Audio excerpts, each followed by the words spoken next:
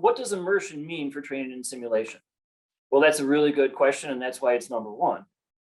First of all, there are some very, very basic points that immersive solutions or immersive experiences can provide to bring training and simulation forward. It used to be that you trained in the field using the real platform.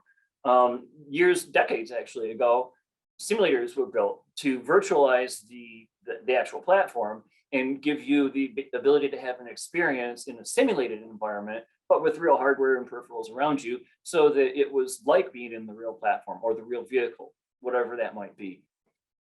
So that's gone on for several decades, as I mentioned.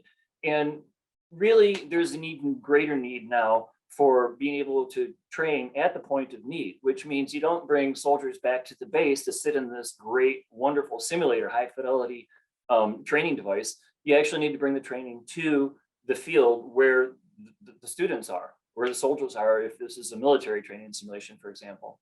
And some benefits are of that, besides being able to train while you're out in the field doing what your real job is, but there's a much lower cost per student when you use an immersive, like an HMD, for example, as opposed to a full-on hardwired simulator.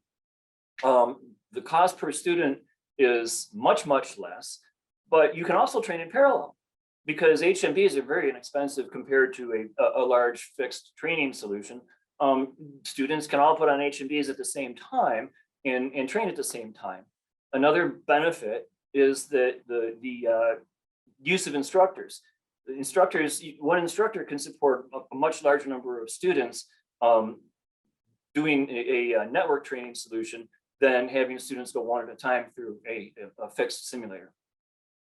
One of the other things that might be overlooked initially, because you're seeking those initial benefits, is the fact that your data can stay in the cloud. You can access it from anywhere with the right type of network topology. Network topology with the military and with civilians in the United States has come a long way. I mean, most everybody can get gigabit bandwidth wherever they are. And where they can't, you can still set up a high-speed network in a local, like a command and control center or a base camp out in the field. So these are some of the things that allow immersive experiences to both supplement and in some cases supplant the need for the large fixed base located training systems.